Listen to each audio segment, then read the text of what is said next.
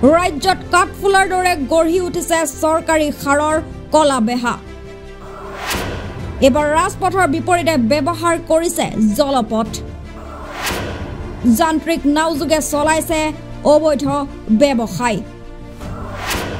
কাৰ আশীৰ্বাদ পুষ্ট এইসকল অসাধু ব্যৱসায়ী কাৰ নেতৃত্বত গঢ়ি উঠিছে এই ৰমৰমীয়া বেহা এই দৃশ্যলৈ এবাৰ মন কৰক এয়া হৈছে বৰপেটা জিলাৰ চেঙা সমষ্টিৰ অন্তৰ্গত উজিৰৰ চৰগাঁও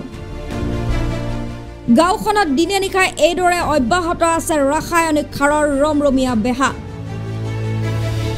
একাংশ অসাধু ব্যৱসায়ীয়ে এনেদৰে অবৈধভাৱে বিক্ৰী কৰি আহিছে ইউৰিয়া সাৰ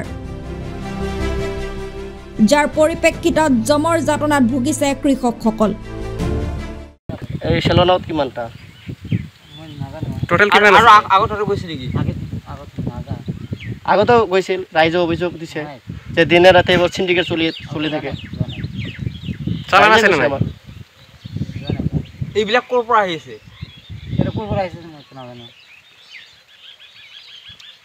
মাৰে কাৰমাল সফিক সুপিত চকি সফিত ঘৰ তেওঁ কি কাম কৰে দোকান কৰে কিহৰ দোকান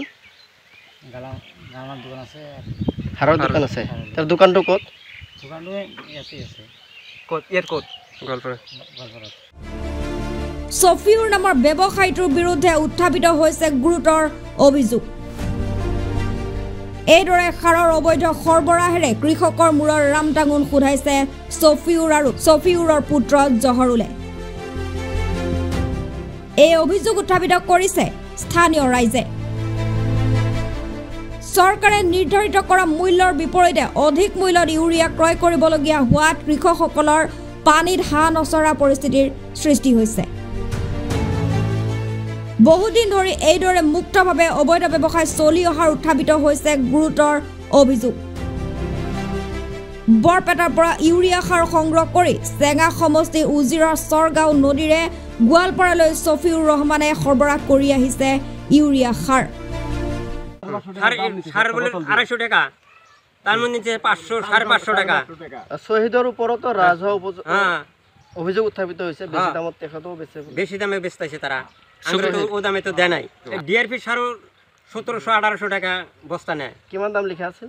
লেখা মানে কিমান আছে ওটা তো আমরা লক্ষ্য করি না তা আমরা তো পড়া জানি না 1800 টাকা নেয় বস্তা আর একটা আছে 1700 টাকা এটা কৃষি বিভাগক কি আহ্বান জনাব এটা আহ্বান জানাবো আঙ্গুরে বস্তুর দাম কমা দেয় নাকি এটা আঙ্গুরে খেতি করতে আপনাদের আমরা খেতি মানুষ কৃষক মানুষ আমরা এটার দাম কমা দিবার লাগে আঙ্গুরে এটার দামটা কমা সরকারে দিলি কি হবে আমরা তো পাইতেছি না ধানের বীজও তো এনেকা বিক্রি করে হ্যাঁ ধানের তো ইমান 900 টাকা 1000 টাকা 400 টাকা দাম আছে হ্যাঁ 400 টাকা দাম আছে 900 টাকা 1000 টাকা করে নিছে আমরা সব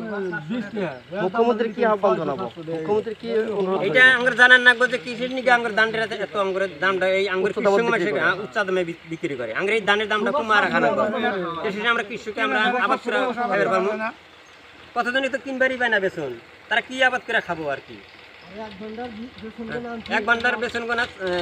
আছে 200 টাকা 250 টাকা আছে তাও 500 টাকা 900 টাকা করে অনেক সিন্ডিকেট চলাই আছে এনা চালে আমরা শনিবার ডাকাই দল বাজারের থেকে আনছি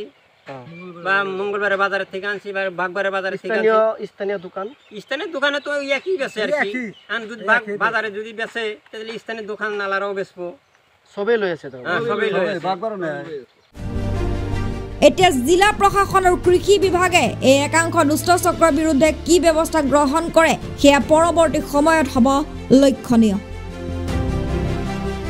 ব্যুৰো ৰিপৰ্ট ৰিপৰ্টাৰ এনি